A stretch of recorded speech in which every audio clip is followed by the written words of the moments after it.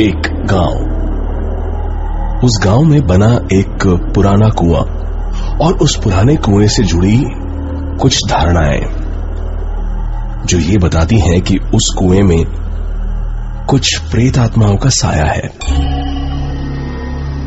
पहले ये कुआं गांव के बीचों बीच था, पर जब धीरे धीरे गांव से लोग गायब होने लगे तो उस कुएं की गहराइयों को भी तलाशने की कोशिश की गई, लेकिन जो भी उस कुएं के अंदर गया वापस नहीं आया।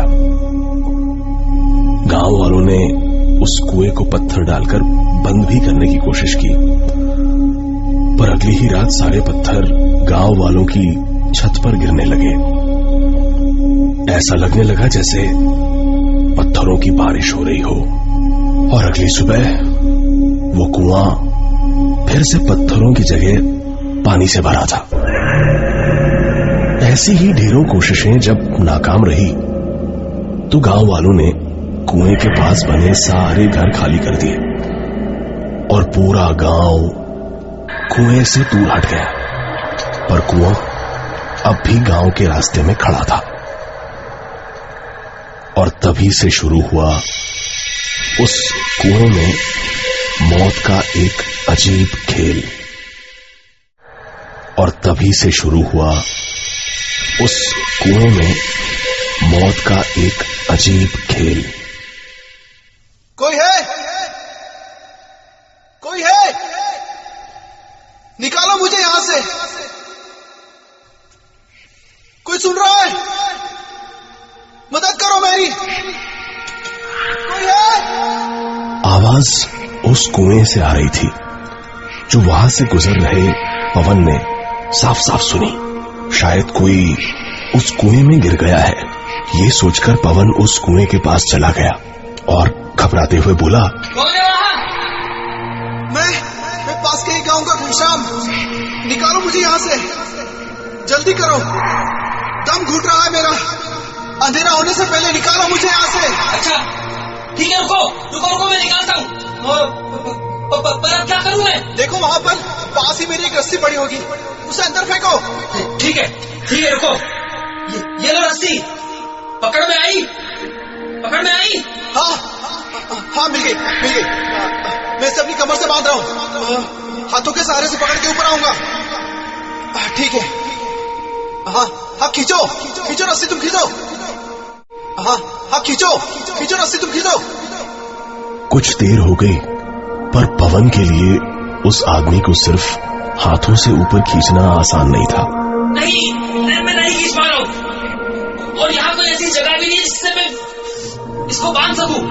तुम भी रस्सी को अपनी कमर से बांध लो और फिर हाथों से खींचो, काफी मदद मिलेगी तुम्हें। खींचो। पवन ने वो रस्सी अपनी कमर से बांध ली और पूरी ताकत से ऊपर खींचने लगा। हाँ खींचो, मैं आ रहा हूँ बाहर। हाँ जोर लगाओ पवन, और जोर लगाओ पवन अचानक रुक गया। मैंने तो अपना नाम उसे बताया ही नहीं, फिर उसे कैसे? सिर्फ इतना सोचना ही था कि एक जोरदार झटके ने पवन को उस अंधेरे कुएं में खींच लिया।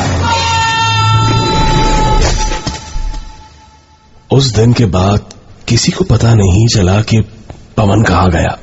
कुछ दिन गुजर गए, तभी वहां से गुजर रहे एक बूढ़े राहगीर को उस कुएं से एक आवाज सुनाई दी।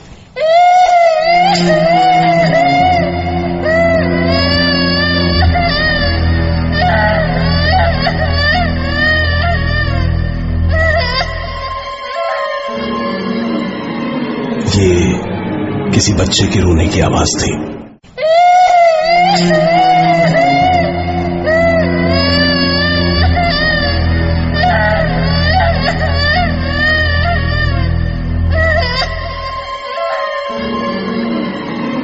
ये किसी बच्चे के रोने की आवाज थी।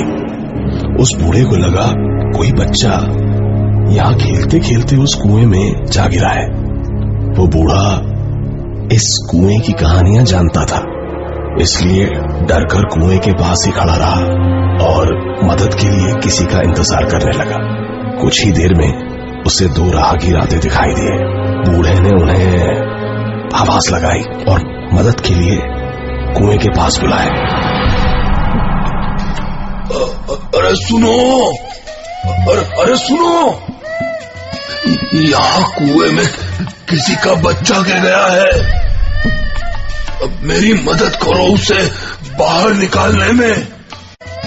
यहाँ कुएं में किसी का बच्चा गिर गया है। अब मेरी मदद करो उसे बाहर निकालने में। बूढ़े के कहने पर उन दोनों राहगीरों ने बच्चे को निकालने की कोशिश की और थोड़ी ही देर में बच्चे को चुप कराकर उससे अपनी कमर पे रस्सी भी बंधवा ली। बच्चे को बाहर खींचना आसान था और आसानी से ही बच्चा कुएं से बाहर भी आ गया। वो कुछ 7-8 साल का बच्चा रहा होगा। दोनों राहगीर और वो बूढ़ा खुश थे कि उन्होंने एक बच्चे की जान बचाई। धन्यवाद बेटा, आज तुम लोग नहीं होते तो पता नहीं क्या हो जाता। तभी एक राहगीर ने कहा, अरे नहीं, इसे हमने नहीं, आपने बचाया है। हाँ बेटा, क्या नाम है तुम्हारा? संतोष। कहाँ के रहने वाले हो तुम? माँ कहाँ है तुम्हारी? माँ नहीं है। अच्छा, पर तुम्हारे बाबा तो होंगे ना बेटा, कहाँ हैं? उस बच्चे ने राहगीर को हंसते हुए देखा और उस बूढ़े की तरफ उंगली उठा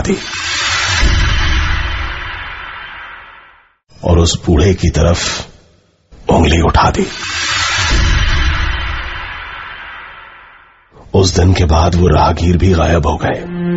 कहा जाता है कि आजादी से पहले इस गांव में बहुत शातिर ठगों की टोलियां रहा करती थी, जिन्होंने कई बार वहां के लोगों और अंग्रेजों को ठगा था। पर एक दिन अचानक अंग्रेज सेना ने गांव पर हमला कर उन ठगों की टोलियों को खत्म कर दिया और मारकर सभी को उस कुएं में डलवा दिया। तब से उन ठगों की आत्माएं आज भी अलग अलग तरीकों से लोगों की जिंदगियों को ठग रही हैं। आज भी उस गांव में उस अंधेरे कुएं का मुंह खुला हुआ है और आज भी कोई मदद को पुकारता है। कोई है वहां?